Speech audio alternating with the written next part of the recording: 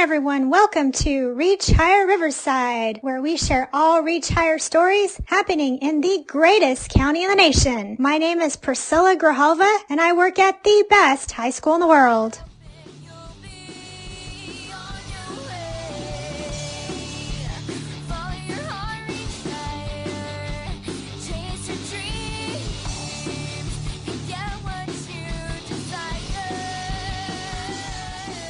Hi everyone! October is College Kickoff Month. Huge shout out and thank you to all the educators as they're helping their students go on for more education or training. This month we have a short interview with an amazing school counselor. His name is Steven Avina, who works at Palm Springs High School in Palm Springs Unified School District. Steven is going to share some tips on how to bridge the gap with families and students through technology. We also have an interview with Katie Ermert, who is a principal at Lasselle Elementary School in Valverde Unified School District. Katie was also featured in Forbes this past year for her work with College Kickoff and all the college and career events that they're doing at their site.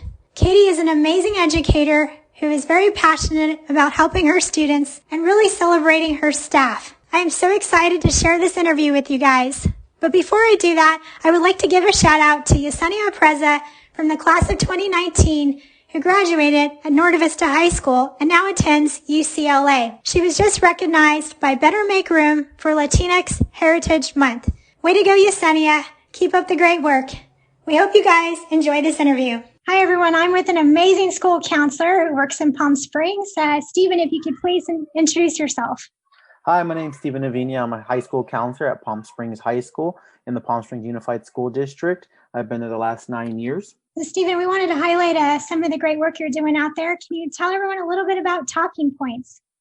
Well, Talking Points is an application to reach all your students' families. One of the best things about it is it's an app and it's a two-way communication with the parents and their home languages. One of the benefits of that is you're able to build strong partnerships with the parents in their home language. It's two-way communication, which means I will send the text in English, and because we use Synergy lets us know what home language to communicate in, and then we put that into the phone number that's in our Synergy account, and then it automatically translates via app to the parents in their home language. So I'll send the message in English, and then if the home language is in Spanish, it'll automatically translate for the parent into Spanish. Then when the parent decides to text back, they'll text in Spanish, and it'll return to me in English. One of the benefits of Talking Points is because they use not only machine translation, but they also have human translation. So they're always updating their system. So it's not staying the same all the time. Wow. So when you say language, is that any language? It's well over 100 languages, including English. They don't think it's just for your EL parents, but it can be for all your parents. And again, it builds meaningful family engagement. And again, it's at Talking Points. It's TALKINGPTS.org. I'm a Google Apps for Education school, so I actually tied it to my school email address. Again, please check with your IT department to make sure that it's okay. But that's one of the things that we did do. And it's also downloadable on the Apple App Store as well as Google Play. That's such an amazing resource, especially because it's free and then you can connect with the parents more, especially during this pandemic. It's a great resource to use. So I would encourage you guys to check it out. Also, Steven, you were telling me about this other resource that you guys use to honor students who are improving in grades or celebrating them for scholarships, college career. It's called Autocrat. Can you talk a little bit about that? Autocrat's a third-party Google Chrome extension, and it's similar to like a mail merge. So one of the things we try to do is when you do certificates of appreciation, we can't mail much things home. So because our school is tied to their email address, it gives an opportunity for us to create a template with a Google Doc. Then from there we have a Google survey, which is the same information from the Google Doc. And then we type into the Google survey, we could say the recipient did a wonderful job of improving their grades from a C to a B. And then from there, we'll put who it's from. And it could be the counselor's name, it could be the teacher, and it could be school-wide. And then it's tied to, and then you input the student's email address, which is typically their school email address. And then from there, it'll generate a PDF, and it'll be an actual award of appreciation to the students. Well, that would be a great email for students to get. It's such an encouraging way to do it. That's such a great resource. So thank you for sharing that too. At the end of our podcast, we like to do the Sunshine Spotlight. Can you tell us at least one thing that's made you happy this week? I think one thing that made me happy is students reaching out to me and having a good conversation that she feels she's ready to leave California and she really wants to go to school either on the East Coast, the South, or the Midwest. And so to hear a senior student who's been in California their whole life ready to leave, to me was great because, it's hard to leave the Sunshine State here in California, but she's ready to go. Yeah, that's so true. So you're doing great work out there. And thank you, Steven, for all you do for students in Palm Springs and for sharing the great work with all of our listeners. If you could just say goodbye to everyone out there listening. Thank you, guys. School counselors, keep doing it. Everyone, we're in this together. Talk to everybody soon. All right. Bye, everyone. Hi, everyone. I'm with an amazing educator. Can you please tell our listeners a little bit about your background as an educator? Hello. My name is Katie Ermert, and I'm the proud principal of Lasselle Elementary. I feel like I started my education career when I was 2 because my mom was a kindergarten teacher. So I grew up in the classroom, helping her out, doing her models. She taught at the school that I went to, Granite Hill and Harupa Unified. And then as I grew up, I went to Cal State San Bernardino, got my credential, started teaching as a special ed teacher here in Val Verde. I loved every minute of it, taught kinder through 5th grade. And then I fell in love with coaching and ended up being a general education coach at Bethune Elementary.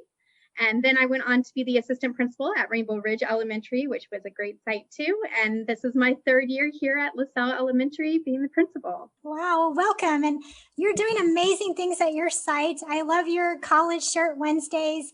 Can you tell our listeners a little bit about that and how that got started with your elementary students? Absolutely. Thank you so much. So the College Shirt Wednesdays actually started when we were on a traditional model. My AVID team, we have an AVID leadership team here who really takes the charge when it comes to our college going culture.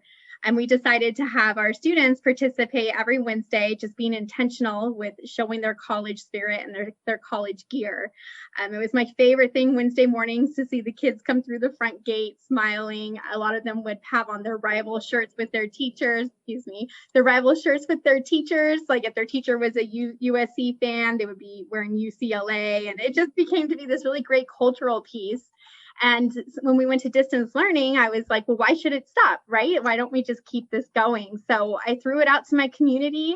And before I knew it, I was receiving just a ton of photos and pictures. And my parents were just so happy that we were still keeping college in the forefront, even though we're from a distance. So yeah, oh my gosh, I love seeing all those little kids with their shirts on, and I love the rivalries. But it's great that you continue to virtually, like see a ton of pictures on social media every Wednesday. It probably brings a lot of joy to the families and the community just to see that you're continuing with that. Yes, it just keeps that school connectiveness alive and well. And we just really wanted to keep that culture side going as much as possible when we're not physically together. So it's a huge thing that we're investing in right now. And it's really important that we start the students learning about college, career, military options when they're young, especially elementary school. So can you talk about your college kickoff event and what you guys do for that every year? Yeah, sure. So our district is awesome. I love the district we work for. We have this amazing visionary leader, Mr. McCormick. He's incredible, our fearless superintendent that just leads us so well. And he started pushing out this portrait of a graduate that he had created with several different stakeholders, just these different qualities that we want our students to graduate with so that they can be successful moving on. And out of that kind of birthed this idea of a college kickoff day. So from that, we were able to get real creative. He has this amazing ability to give really a clear vision, but then a lot of autonomy that just breeds creativity and innovativeness within the site. And we came together as a site and decided to invite Rancho Verde's band, which is our feeder school. So a lot of those students came here for elementary, and a lot of my students will go there for high school. And they also performed at the Rose Parade. So they're amazing. Wow. Yes, they're an incredible nationally nationally recognized band. They're just phenomenal. So they played their music while we did our pep rally and our parade. The parents came on campus with their caps and gowns. All community was involved. Our teachers led their classes with their caps and gowns and their college banners. Our students had pom-poms and were holding posters of what they want to be when they grow up. And it was just a great start to the day. And then we did like an NCAA nation ball bracket tournament, which was great. I put on my ref shirt and our students got into it. And CVU, my brother-in-law works there, Kevin Rosa, he's the water polo coach. Wow. And they hooked us up with this huge basket for the winning team. So the winning team got totally geared out by CVU, and it was just a great experience. Wow, that's awesome. And yeah, I agree with you. Mr. McCormick is amazing. I totally love all the stuff he does in your district, and you do have an amazing team there. So I agree with you. Like, you're very blessed and fortunate to work in such a great district. Yes. And I did go to CVU, so kudos to CVU. Woohoo. Lance up, right? Yes, Lance up. And you, maybe you can share a little bit about if elementary schools want to start a college kickoff, like where do they even start? Like even in this virtual world, if you can give tips, like maybe now as we're doing it on Zoom, and then when we go back next year, how they can do it, hopefully like in an actual traditional setting. Yeah, I think in the virtual setting, ours is actually this Wednesday, our college kickoff. So this is like perfect timing because we had to tweak everything for this new reality that we're in. So we're doing virtual backgrounds. So all of our teachers have picked out their college to have for their virtual background during their Zoom meetings. We also ordered this huge sign that we're putting up at the gate, and students get to come and take pictures in their college shirts, and they can do a video explaining where they want to go to college and why. We're doing a lot of different things like that for distance learning. But I think the important thing, if you're on distance learning or at a traditional model or a hybrid model, is just really engaging all the stakeholders, motivating and not mandating, right? So not just teachers, but classified staff, parents, students, get a committee together and start brainstorming unique creative ideas that fit your site and your site's needs. I encourage making it fun and making sure that everybody is just full of joy, that it's not another mandate, but rather just a really good time to talk about college with our students, make them feel motivated, let them know that they can do amazing things, and just really start there. If you have an initiative that is already highly successful, then I would integrate it with that initiative. So for example, if you have a really strong AVID program, well then incorporate this into that AVID program, or a really strong early literacy program, incorporate college into literacy, because those two are tied together. So I think just kind of taking what you're already being highly successful at and then just layering on this extra fun event to just increase your college culture would be great. Yeah, I totally agree. Make it a celebration, not something extra that they feel they have to do. And getting everyone involved is totally the recommendation. We do that at our sites, from classified, certificate, everyone, admin gets involved. It's really important to get everyone involved on your campus if you can. Like, our classified gets so excited just to help us and to even participate. So maybe you can also share about some other college or career events that you do at your site besides college kickoff. Yeah, so we do college kickoff obviously once a year, but that is not enough to keep a college going culture alive and well. So we integrate a lot of different things. We do our college shirt Wednesdays. We also do AVID parent nights, where we really talk about college and those college skills, college readiness skills, going over that portrait of a graduate, and then letting them know what we're doing to support their students in acquiring those highly successful skills, those soft skills sometimes that we talk about in education. Mm-hmm. We also do just a lot of different incorporations with our work with our SSC, with our PBIS committee, right? So when we're talking about showing our spots, because that's our PBIS slogan, because we're the leopards, tying that into college. So, respectful scholars are successful in college, right? Owning your actions is a huge part of being a successful college scholar. So it's not about doing more. We always, at our site, we say do less and obsess. It's more about just making those connections. So PBIS lends itself, AVID lends itself, early literacy lends itself, and then any kind of parent involvement night or back to school night, we talk about college. So they're always hearing about it. It's in morning announcements. It's just integrated throughout all the different kind of wheelhouses that we have going at our site. So it's just constantly on the forefront. Yeah, no, that's great. I love that. So it's important to just integrate it into your program, whatever you're doing already. What advice do you have for school counselors and teachers that want to do something like this at their site? Like, how can they partner with their administrators just to help them be with a team and systemic approach, I guess you could say? Yeah, I would definitely sit down. Like, I think building that team, that guiding coalition for this work is so important. I believe, and I know our district believes, in the people closest to the work leading the work, because they know best what students need, what students want.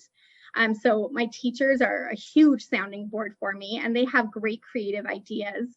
Again, braiding it in intentionally to other initiatives that you have going on, so it doesn't feel like one more thing, especially right now. I think everyone's pretty overwhelmed with distance learning, and there's a lot on our plates that's new. So not making it another have to or something out of compliance, but rather something that would just enhance all the wonderful things that all of our sites in Riverside are doing. So I would say just start small, start somewhere, and make sure you're engaging multiple stakeholders so you really get the best ideas. And I was so excited to see last year you were in Forbes. It was such a great article, and I get so happy just to see like when people are doing stuff like what you're doing at your site. Can you share about what that meant to you when you came out in Forbes? Gosh, that was such a special day.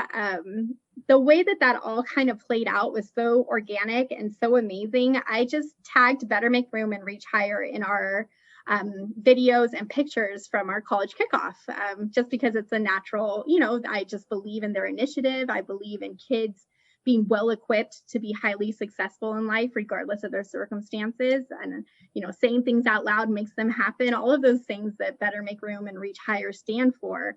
And Marone from Better Make Room reached out to me and said, do you mind if we just use some of your pictures and, repost? And I said, no, please. Yes, please do. And then about a day later, she wrote back and said, we want you to write a blog about how to do this at an elementary school site. So the blog is still up on Forbes. I think it's in Val Verde. I'm trying to remember that exact title. It's in the Val Verde Unified School District. College readiness kicks off early. So that's the title of the article. If any of your listeners want to look it up, there's a lot of more detailed ideas and things that we did here at Lasselle and in Val Verde. But I was just floored and astonished, and I was so proud of my site and my community and my teachers and my students for their hard work just being featured on such a high level.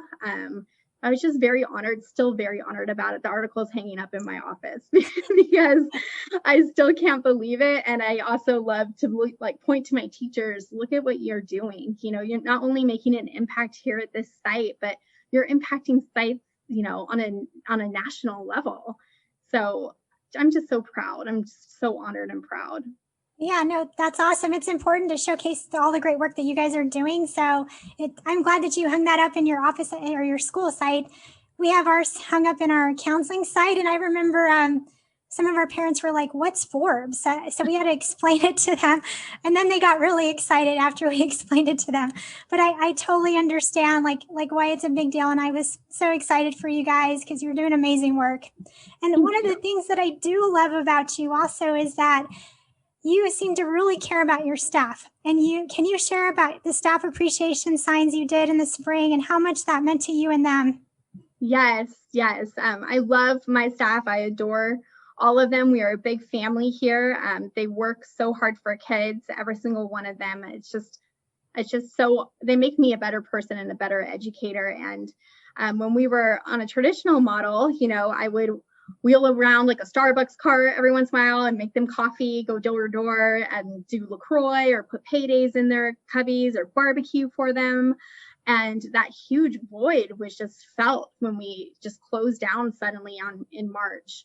And I could see them working harder than they've ever worked. And that affirmation for a teacher was no longer there immediately because you're looking at a screen with children instead of seeing those aha moments and having that personal interaction that really feeds you and keeps you going.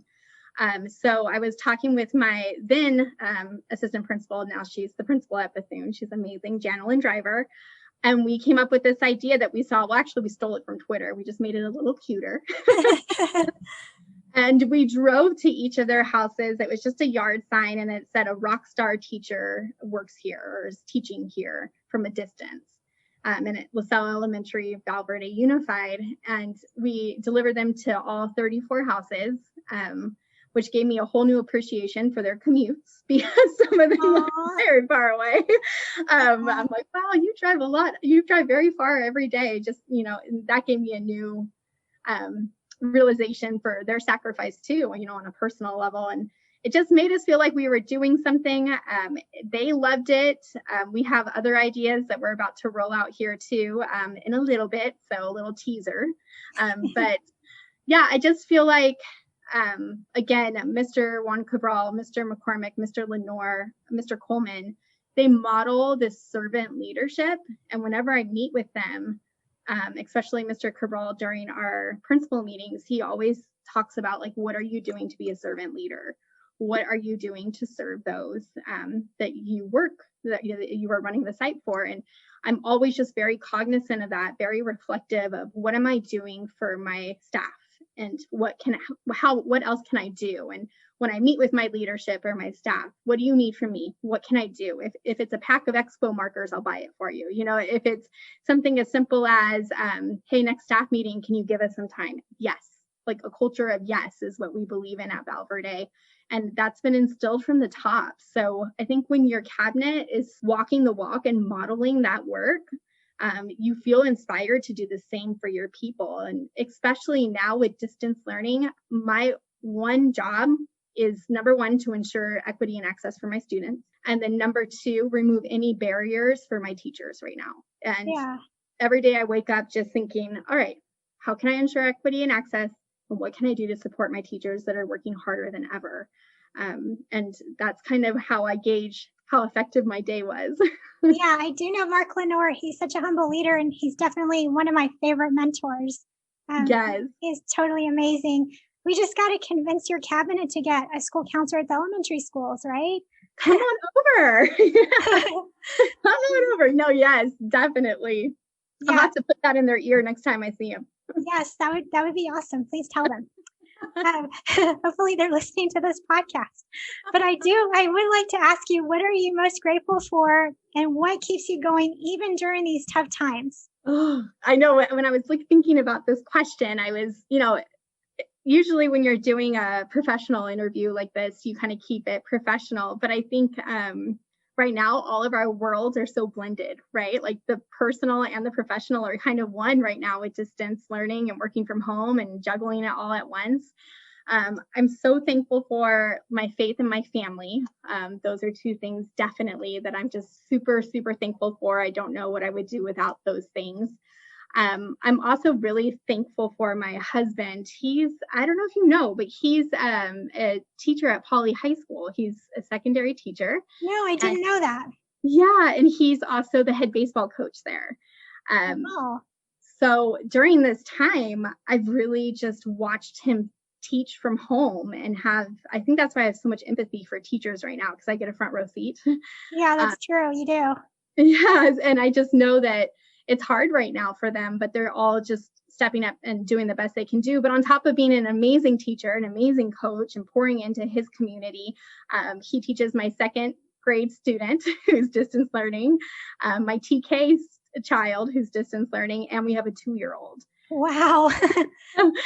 So I report to work every day, and he does that 5 days a week. Bless his heart. I don't know how he does it, but I'm just really fortunate and thankful for him.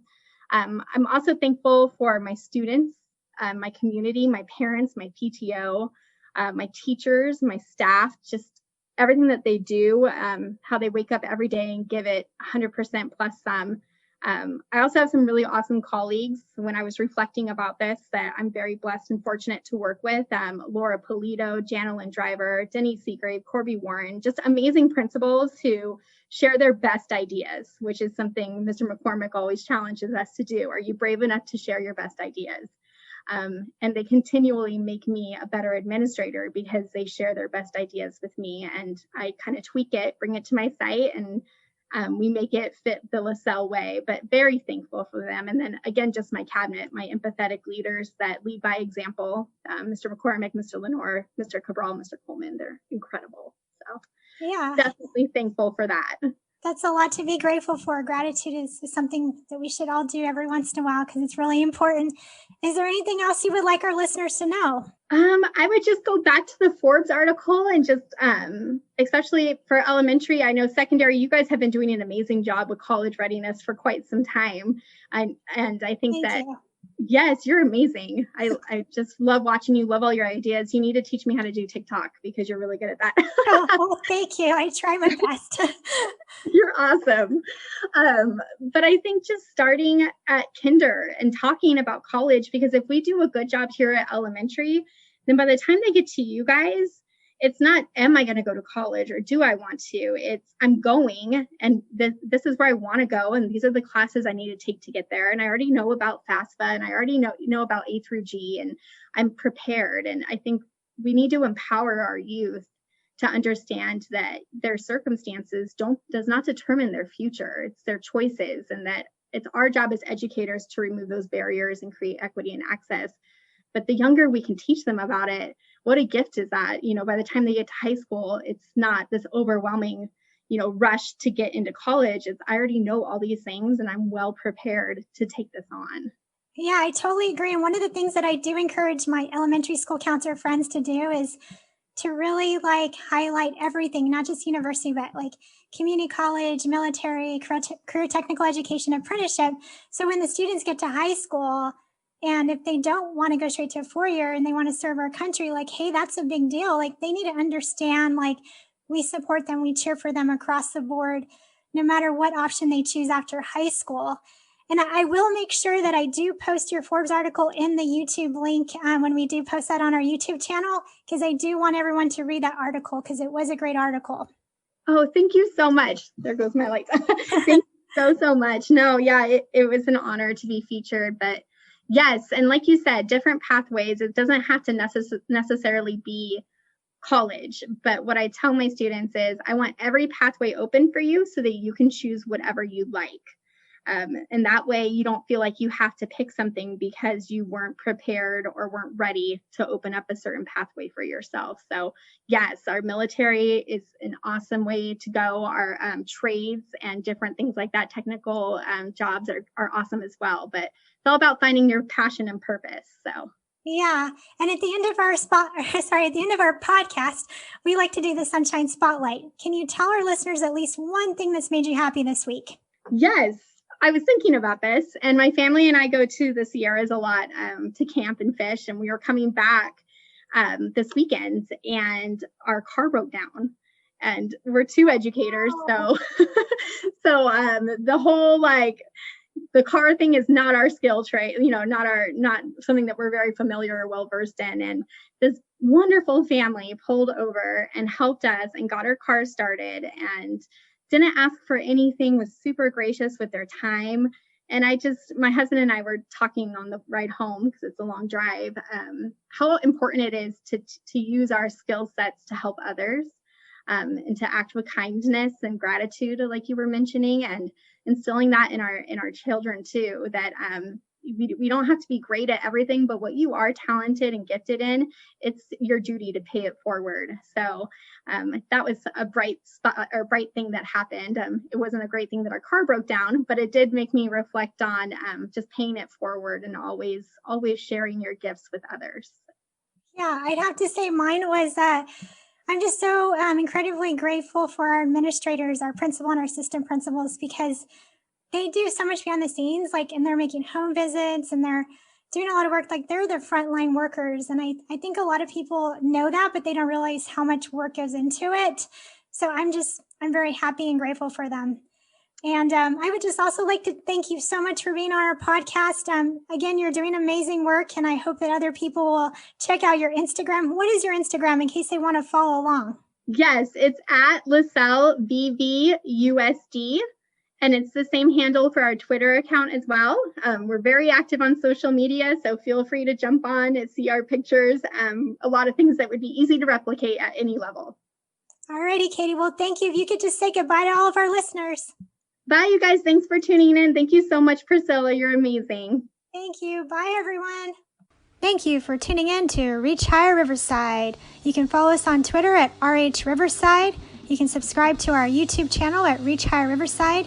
You can also subscribe to our iTunes or Google Play Music and give us a rating. Thank you so much for listening in. We appreciate all of you tuning in. And as Michelle Obama would say, when they go low, we reach higher.